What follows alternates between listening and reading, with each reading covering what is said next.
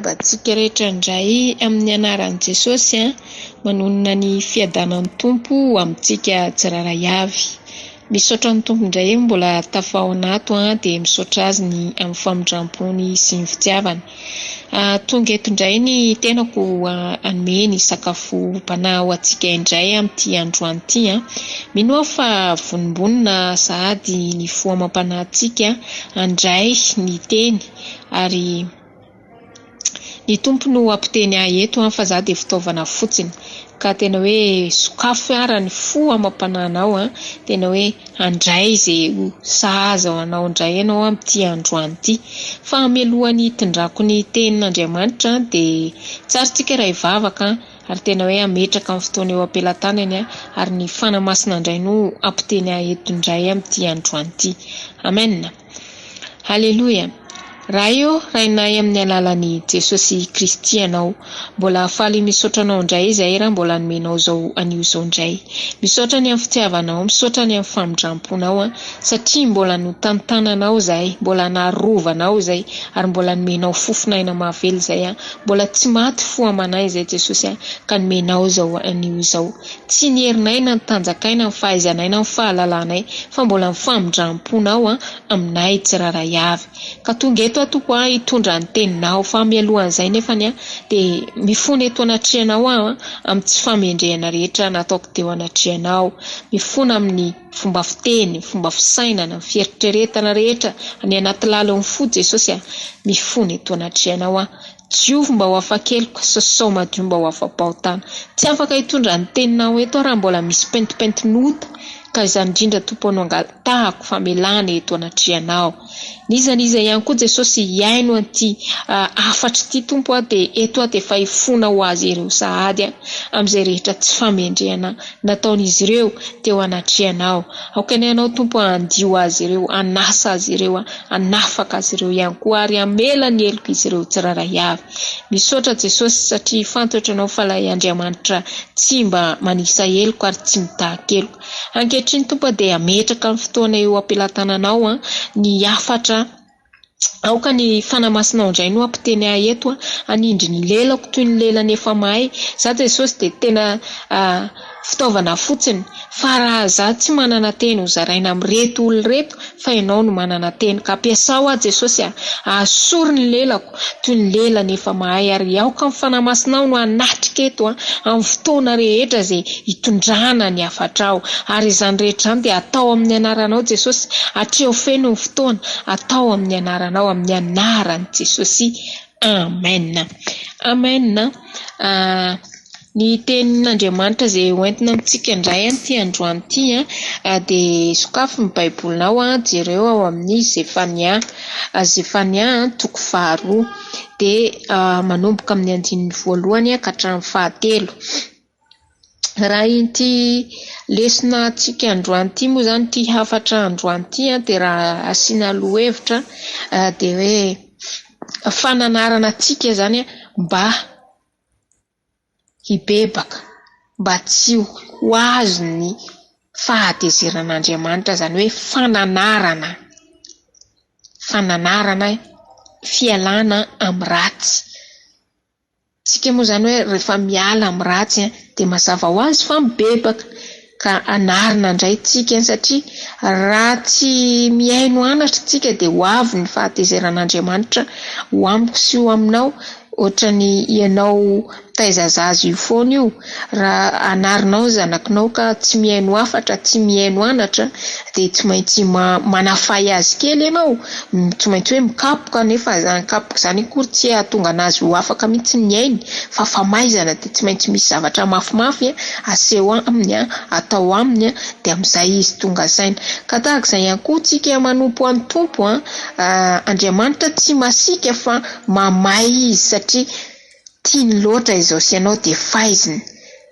Foazina indray raha matoritory, raha varimbariny ka amin'ity androany ity mananatra asa ianao indray hiala amin'ny faharatsiana mba ho tonga amin'ny fibebahana. Amen. Dahoarany vakiana ny tenin'Andriamanitra ato amin'ny Zefania 2:2 dia ny 1 ka hatramin'ny 7. Vakiko amin'ny anaran'i Jesosy. Miangona miangona eny mivoria ianareo ry firenena tsy manan-kenatra dia ny tsy mbola miantra ny didy mihelina toy ny akoho fa ny andro dia ny tsy mbola tonga aminareo ny fahatezerana mafin'ny Jehova eny dia ny tsy mbola tonga aminareo ny andro firehetan'ny fahatezeran'i Jehova. Mitadiava ny Jehova ianareo mpandefitra rehetra amin'ny tany izay efa nanaraka ny fitsipiny. Tadiavo ny fahamarinana, tadiavo ny fandeferana, angamba ho voaafina ianareo amin'ny andro fahatezeran'i Jehova. Amen. Amen. Ya, eto moa zany dia hoe raha ny soramandry ary ambony ary hoe anatra ho fampibebahana ny olona dia ny mbola tsy miantra ny loza. Anatra ho asoanao ny afatra eto androany, anarina izao sy ianao ho fampibebahana. Miangona ozy izy eny mivoria ianareo ry firenena tsy manan-kenatra. Tena hoe mifampiangona, mifamoria ny firenena tsy manan-kenatra. Zany hoe tsika mantsy tsy misy tanteraka, tsika dia manana na efa nanota daholo, kanefa tsy izay no ijeren'ny Tompo fa mbola manaitra sy manaitra anao ary mbola ananatra sy ananatra anao indray izy amin'ity androany ity. Dia tsy mbola miantra ozy izy ny didy mielana toy ny akoho fa ny andro. Aza manjehy ny andro lava izao sy anao fa tsy fantatrinao ny ora sy ny fotoana. Nisy fampianarana zay nisy nizara tamiko, rahavavy nizara tamiko dia niteny le mpanompon'Andriamanitra amin'le fanoloran-tena dia nangatakandro le vehivavy ozy izy izay mbola anao raharaha. Dia vita ny raharaha dia niteny indray le pasteur oka ozy izy pasteur fa zay mbola andeha anao lune de miel. Zany hoe tsy le pasteur mihitsy no te insiste aminy fa le pasteur fitaovana fotsiny fa Andriamanitra mihitsy no naniraka le mpanompon'Andriamanitra hiteny aminy, hitory aminy hoe handray ny tompo sy mpamonjy eo amin'ny fiainany. Dia niandry apitsopitso lava hoe mbola misy ny fotoana fa aleo zay aloha mba hifalifaly kely fa vita ny fanambadiana, vita amin'ny mariazy. Ka ny zavatra nampalahelo dia zao tsy tonga amin'ilay lune de miel andehanana fa accident dia maty. Tatsika amin'izany zany hoe mielana toy ny akoho fa ozy izy ny andro. Aza manjehy ny andro lava, androany ny Tompo mananatra mba ho tonga antsika amin'ny fibebahana. Ka sao dia miandry apitso ianao raha pitso vao hibebaka fa raha pitso ange mbola andro tsy fantatrinao fa mielana toy ny akoho fa ny andro. Dia ny mbola tsy tonga ozy izy ny didy mbola tsy miantra. Dia mbola tsy tonga aminareo fahatezeran'i Jehova. Ny olona mantsy mieritreritra fa Jehova zany dia tsy mba mahay tezitra. Mahay tezitra izy dia ny fanafaizany asy ianao. Fa aza vela mihitsy ny Jehova ho tezitra fa ny fahatezeran'i Jehova tsy ho zakantsika mihitsy. Tsy ho zakantsika mihitsy satria efa nalefahana zany aty amin'ny testameta vaovao. Fa raha mbola ny tamin'ny testameta taloha no iainantsika amin'izao hoe zay manota dia maty eo no eo, dinga dia maty eo no eo. Tsy efa maro angamba maty tena tsy voaisa tsony. Fa tsika mbola namindrana fo fa rehefa manota mbola afaka mibebaka, mbola misy fanantenana. Efa nalefahana izany aty amin'ny testameta vaovao. Ka aza vela hoe iandro hoe mbola mamindra fony tompo, aza rarotina ny famindram-pony, aza rarotina.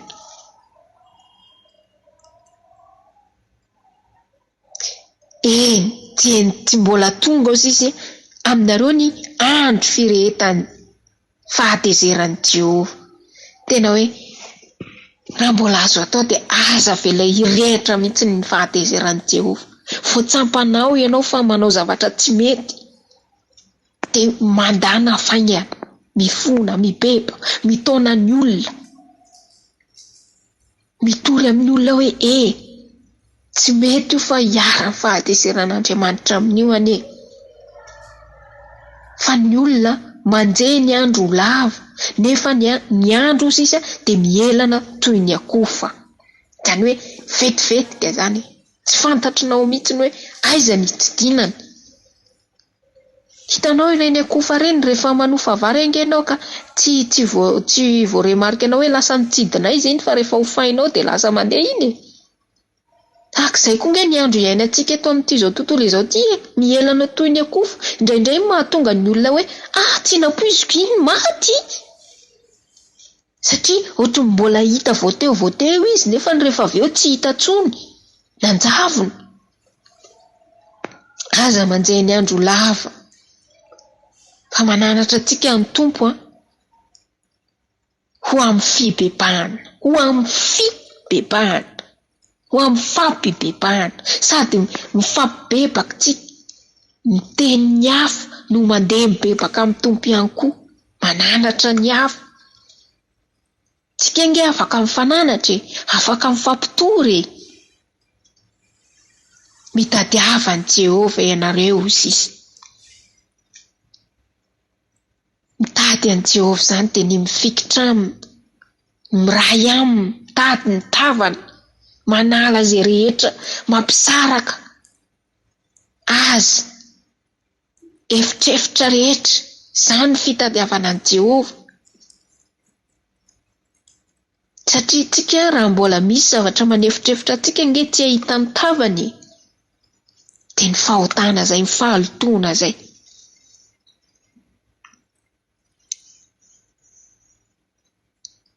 Tadiavo sy ny fandeferana. Tadiavo ny fandeferana. Zany hoe tsika mila mandefitra mandrakariva. Mila mandefitra tsika satria io fandeferana io nge indraindray mahatonga tsika mitarika amin'ny zavatra maro tsy takatry ny saitsika. Mahatonga tsika tena hoe lasa tena hoe mivadika tanteraka. Zay nge mahatonga hoe aoka tsika tena hoe anana fahalemem-panahy itsika izay milaza efa manompo any tompo, manara-dia aminy. Mila mandefitra. Marary nge zany mandefitra zany, ary zany ny fandeferana zany zavatra tsy zakany olona zany. Fa izao sy ianao mila mitady an'izany.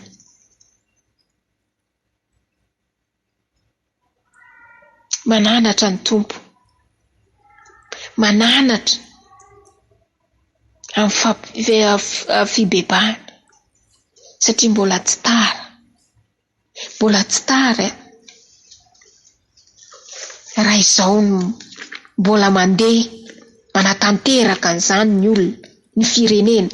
Izao sy ianao, ny ankohonana mbola tsy tara. Mbola meny tompo ny fotoana, matoa misy ny fananarana dia mbola misy ny fitiavana. Ka anary ny tompo izao sy ianao.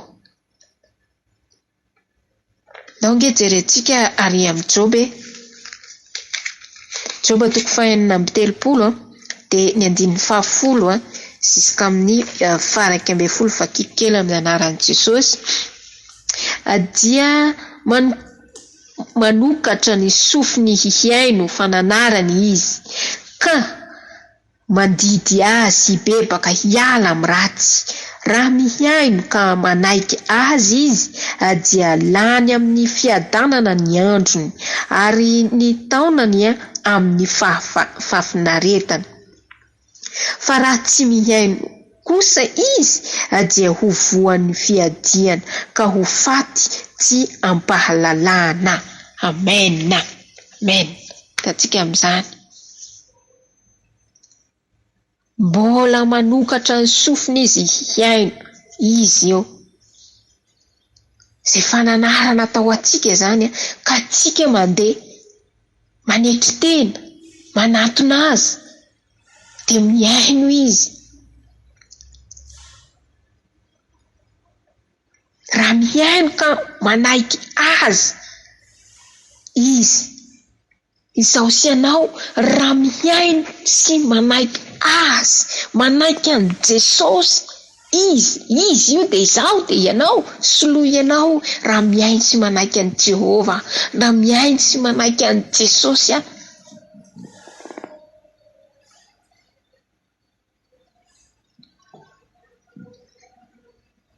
mila tsika tena hoe miaino sy manaiky azy. Dia lany amin'ny fiadanana ozy izy ny andro ny tatsika am'izany. Fiainotsika azy manaiky azy de lany amin'ny fiadanana ny andro. Feno fiadanana ny androko sy ny andronao. Zay ngele hoe tompony fiadanana Ilay fiadanana tononio nge de tena hoe miadana tokoa ve ianao raha fa hoe fiadanana satria ny tompony zany fiadanana zany ameny fiadanana ianao.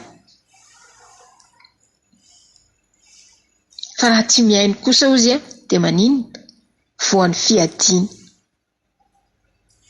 ka ho faty aty amin'ny pahalalana. Ty le teneniko ale fizarana nisy nizara tamiko le ho faty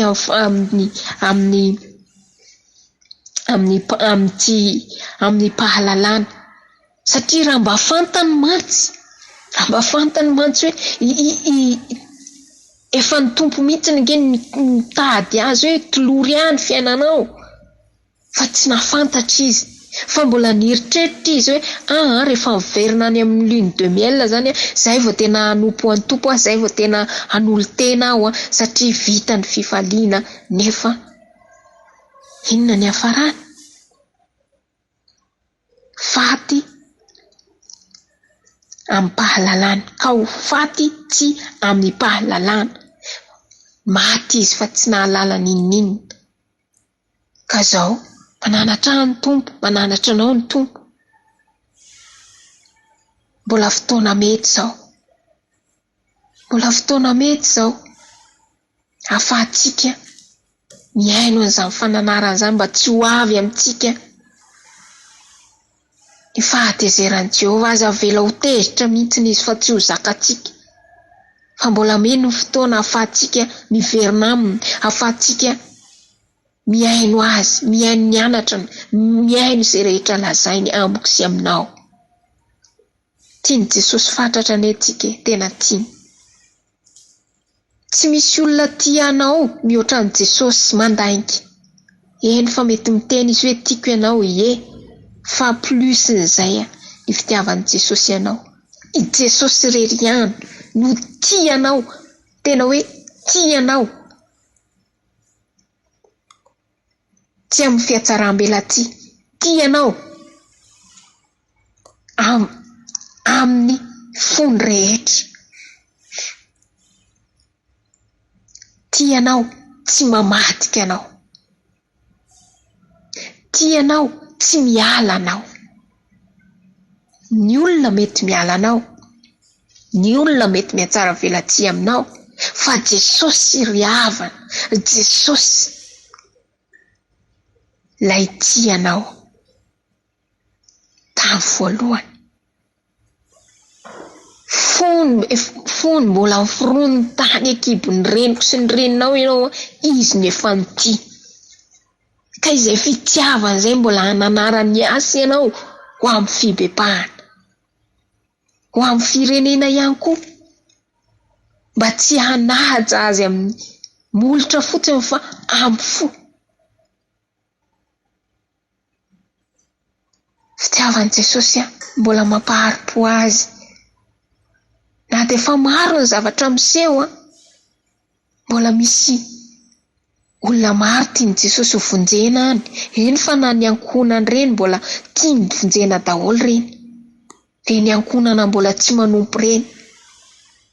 Kanefa tsarovy fa mielana toy ny akofa ny andro araka ny voalaza teo amin'ny zay faniateo. Ary aza manjeny andro lava, ary aza manao apitsopitso lava, fa rehefa anio dia anio tanterao ny anio, fa tsy fantatrinao ny apitso. Vo anatra anao anio de tanterao anio, raiso anio, fa aza vela hoe de fa henoko moa zany iny anatra iny fa rapitso manatanteraka azy. Non. Tanterao ny androany ihany. Amen. Amen. Amen. Ny tompo ane ampitombo an'izany teny zany any apotsika tsiraray avy. Mandini teny, nandray anatra ianao. Inona ilay zavatra mbola mety hoe tsy nienonao tamin'ny anatra? Inona ilay mbola zavatra hoe mety hoe mahatonga anao mbola mamorse ny fahatezeran'Andriamanitra hianatra? Mbola fotoana mety izao ahafahantsika misaintsaina. Misaotra ny tompontsika ny amin'ny teniny, misaotra azy satria mbola naheno an'izay fananarana izay, mbola ahafahantsika ho tonga amin'ny fibebahana, ahafahantsika mitona ny hafa ho tonga amin'ny fibebahana. Fa tany zao mety tsy nahatratra ny tian'io ty, fa izao sy ianao mbola nomeny an'izao ka mbola naheno ihany koa fananarana. Dahoaritsika hivavaka misaotra ny tompo ny amin'ny teniny, misaotra azy ihany koa tamin'ny fotoana teto. Halleluja. Raha io rainay amin'ny alalan'i Jesosy Kristy ianao, mbola tsy mitsahatra izay misaotra anao Jesosy. Misaotra anao tamin'ny teninao. Misaotra Jesosy ny fananarana satria ianao dia mananatra anay mandrakariva ary manaitra anay mandrakariva mba tsy ho varimbariny izay, mba tsy handre ny andro ho lava izahay fa ny mielana toy ny akoho fa hozy ny andro araky ny teninao. Ka aoka izay Jesosy, raha androany izay na eno ny afatrao teny androany ihany izay Jesosy andray sy anatanteraka an'izany fa tsy andro ny apitso fa ianao dia milaza. Raha miaino ka manaika anao izay tompo dia hitoetra aminay fiadanana. Ta io ny teny. Haniry any am-pony tsiraray avy ary ny fony tsiraray avy Jesosy ho tany lonaka handriny izany teny izany. Misaotra Jesosy tamin'ny fotoana menao ahafahako napita an'izay afatra anao izay. Minao Jesosy fa ianao no ampitombo an'izay any am-pony tsiraray avy. Amin'ny anaran'i Jesosy nanaovako sy nanonako an'izany vavaka izany ary tamin'ny anaranao ihany koa nanatanterahako nitondrako an'izay afatranao izay. Misaotra Jesosy amin'ny anaran'i Jesosy sy niavoko amin'ny anaranao izany teny izany. Ary rakofako amin'ny rahanao mba tsy ho azy ny devolim-pangala teny mpangala vavaka. Misaotra Jesosy amin'ny anaran'i Jesosy. Amen.